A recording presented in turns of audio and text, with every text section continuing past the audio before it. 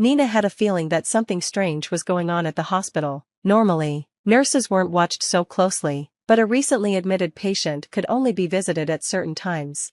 Olga, do you know what's happening? Nina asked her friend, who was also taking care of the patient, Svetlana. I have no idea. This has never happened before, Olga replied. There are two big men guarding Svetlana, and no one else is in that part of the hospital. I can't imagine how much money someone paid for all this. Olga found it eerie to walk through the empty hallway. Sure, the rooms for rich patients were usually quiet, but there were always a few people around. This time, however, all the other patients had been moved, leaving Svetlana all by herself. Honestly, I don't think she's sick at all, Nina whispered. She's always under sedation. Nina had once asked the head doctor, Konstantin Sergeyevich, about it, but he had just glared at her angrily and acted like he didn't hear her. The next day, he warned her not to be too curious if she wanted to keep her job. Nina didn't know what to do. She was a single mom, raising her 7-year-old daughter on her own. The extra money from working at the clinic was important to her. She knew Konstantin was right, it wasn't her business, but Nina's conscience kept nagging at her. She didn't want to believe they were doing something bad to Svetlana. That's not what nurses were for. Olga was in a similar situation. She was raising 2 teenage boys alone, and she was also worried about Svetlana, the mysterious patient no one could get near. Together, Nina and Olga came up with a plan. Olga would sneak into the doctor's office to check Svetlana's medical records. Nina decided she wouldn't give Svetlana sedatives for one night and would try to talk to her when the guard left late at night. Nina felt a little better as she headed home, even though she had stayed at work longer than usual and wouldn't get paid for the extra hours. The head of the department always said it was no big deal to work late, claiming he was doing them a favor by giving them such a good job. In reality, Ilya Evgenievich picked the most capable and hardworking employees, people who had no other options. Where could you go if you were the only one supporting your family? Nina never imagined she would end up alone with Igor. They had gone to school together, and following her grandmother's advice, she had carefully chosen Igor as her future husband. She wanted to make sure he was serious about marriage and having children. Why are you always testing me, Nina? What matters is whether I love you, Igor would say with a smile. He was tall, had curly hair, and bright eyes, while Nina was petite, with blue eyes and a cheerful smile. Love is important, but besides my grandmother, I have no one else. She's very ill. I want to choose someone for life. Someone who will always be there, Nina replied.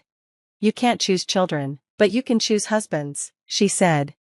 Wow, you're smart and sensible. Go ahead and keep testing me, Igor said patiently. He introduced her to his parents, who turned out to be nice people and engineers. They liked Nina and appreciated her seriousness. During her first visit, she impressed her future mother-in-law by helping prepare lunch.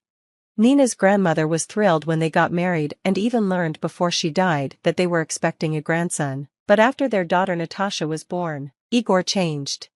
What did I suffer for? I wanted a son, not to spend money on a girl, he said, breaking Nina's heart. Her pregnancy had been tough, and the doctors warned her that she might not be able to have more children. Igor found out about this too. What do you mean? She's our daughter, a child of love. I know we won't have more kids, but we'll have grandchildren someday, Nina said. Are you sure you'll even have more kids? Igor replied cruelly. Nina felt anxious, but didn't push him. Soon after, Igor started having affairs. His parents also stopped caring about Nina when they realized Igor didn't plan to stay with her and was thinking about divorce. No one directly insulted her, but everyone acted like she didn't exist, even towards Natasha, who was ignored by the whole family. Why did you marry me in the first place? Nina asked Igor after he announced that one of his mistresses was pregnant and it was a boy.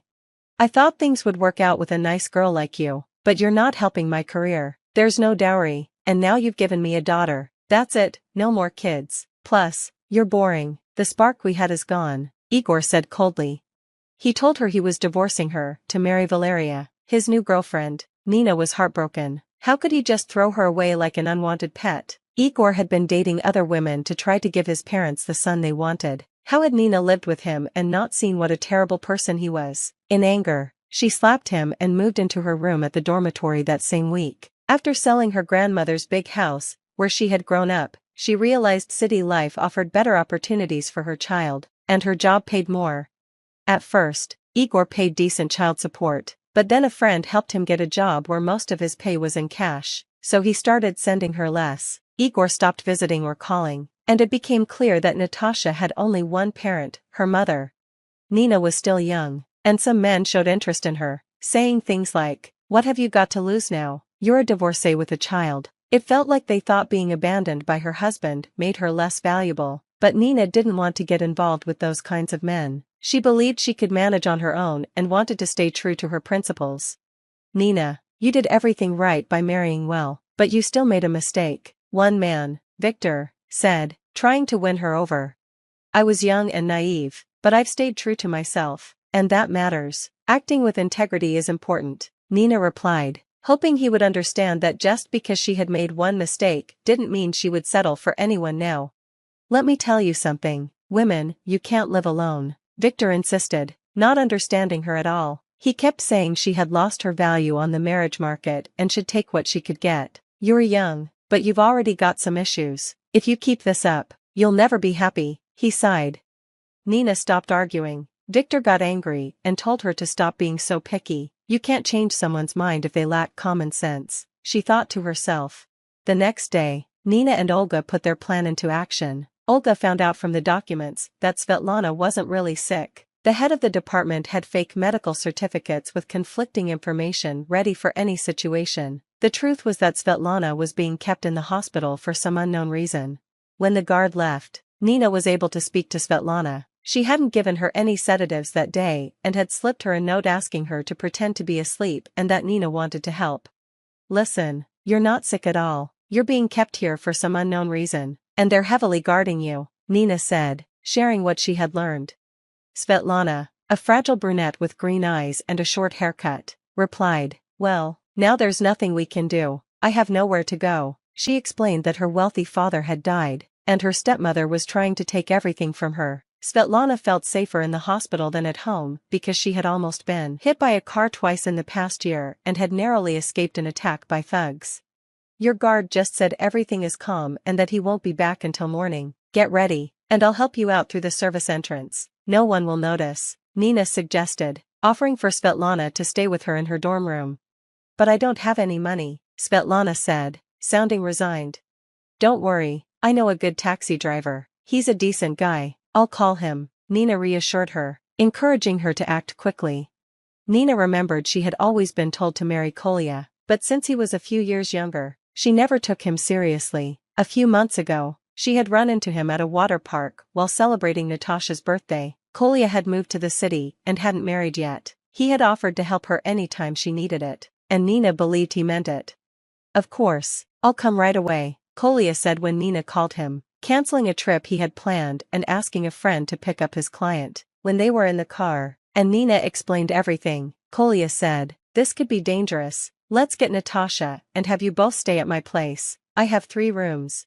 Kolya mentioned that his brother had become successful, started a business, and bought him an apartment, hoping he would settle down and start a family. "You're probably right. Svetlana's guards do look dangerous, and everything she told me is concerning," Nina admitted, knowing that Kolya was reliable and trustworthy. They stopped by the dormitory, and Nina told her neighbor to act like she didn't know anything. Luckily for Nina, her vacation started that day, giving her 3 weeks off work. The next day, Nina's phone kept ringing. Her neighbors informed her that someone had broken into her room and messed everything up. The head of the department demanded that she come to work immediately, even though she was on vacation, to explain what had happened. "I don't know anything about Svetlana," Nina lied. "And why aren't you home?" her boss accidentally revealed. "Why do you think I'm not home?" Nina asked. But the head of the department just hung up and sent a message saying that if she didn't show up, she would face consequences. 2 months later, after Svetlana's lawyer sorted everything out, the danger was finally over. It turned out Svetlana's stepmother had been anxious because her father hadn't left her anything in his will, and she had planned to get rid of Svetlana. "I don't know how to thank you," Svetlana said to Nina. "Well, come to our wedding," Kolya replied. After the dangerous situation, everything moved quickly, and they decided to spend their lives together. It took about 6 months for this to happen. "How did you know I needed help so urgently?" Svetlana asked. "Luck. My ex-husband's new wife is a notary, and she told him about her wealthy client. That's how I found out," Nina explained. "Why didn't you tell me right away?" Svetlana asked, surprised. I tried, but you were so out of it, you couldn't process everything, Nina smiled. It turned out that the long-awaited heir hadn't brought Igor any happiness. He was now a single father, and his wife was in prison. Meanwhile, Nina was expecting another girl, and Kolya couldn't be happier. If you enjoyed this story, please support me by clicking the like button. To stay updated on new stories, subscribe and hit the bell icon. All the best.